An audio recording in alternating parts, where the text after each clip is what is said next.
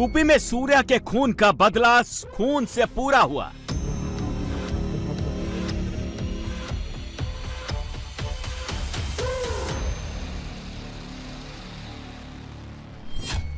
UP में सूर्या चौहान के हत्यारे का हिसाब हो गया है।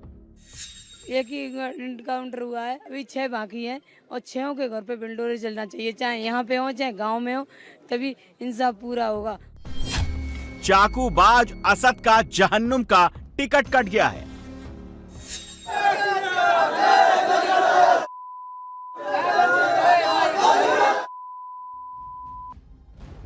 अट्ठाईस मई को असद ने सूर्या को चाकुओं से गोदा था।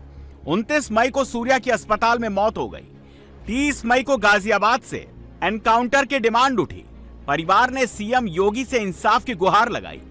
30 मई को सीएम योगी ने पुलिस अधिकारियों के साथ बैठक की और अगले 24 घंटे के अंदर ही योगी की फोर्स ने हत्यारे असद की फाइल क्लोज कर दी। एक्शन सीएम योगी आदित्यनाथ के ऑर्डर पर हुआ, एनकाउंटर पब्लिक की डिमांड पर हुआ।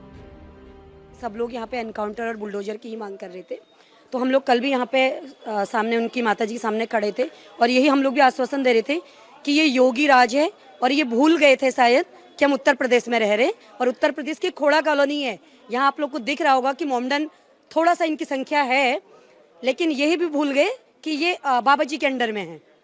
तो बाबा जी ने जो करा है वो बोला है, वो करके दिखाया भी है, लेकिन अभी इससे हम संतुष्ट नहीं है। अभी एक का एनकाउंटर हुआ है तो समझो ये 20% है, तो अभी 80% बचता है। जो 6 और 7 लोग अभी बचे हुए हैं उनका भी एनकाउंटर होना चाहिए। हमको योगी जी पे पूरा विश्वास है।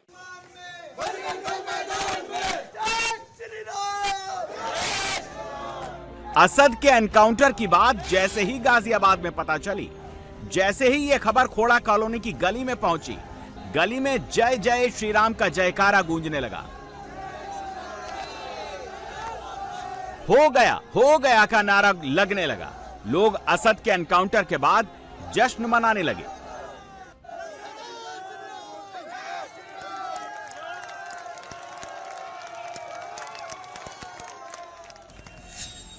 सूर्या की हत्या के बाद से ही असद खोड़ा कॉलोनी से फरार हो गया। असद किसी सीक्रेट लोकेशन पर अंडरग्राउंड हो गया था।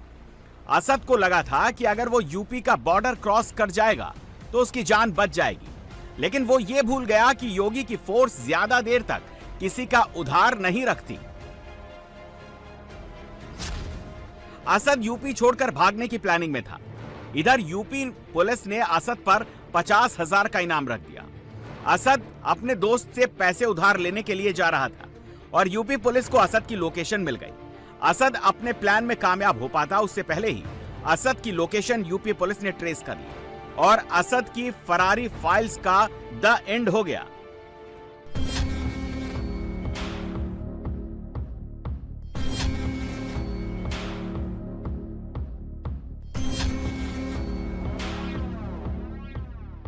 गाजियाबाद के वसुंधरा में उसी स्पॉट पर मौजूद हूँ जहाँ पर पुलिस की गोली से जो इनकाउंटर हुआ असद का और वो यहाँ पर गिरा था। उसके बाद असद को यहाँ से अस्पताल ले जाया गया और डॉक्टरों ने उसे मृत घोषित कर दिया। ये 4 सर्किल आप यहाँ देखेंगे जो पुलिस के द्वारा बनाए गए हैं।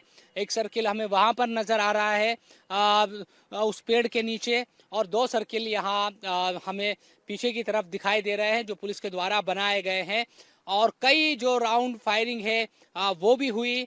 इसके साथ साथ ये भी पुलिस की तरफ से बताया गया कि असद अपने साथी के साथ भागने की कोशिश कर रहा था और उसकी जानकारी पुलिस को मिली थी।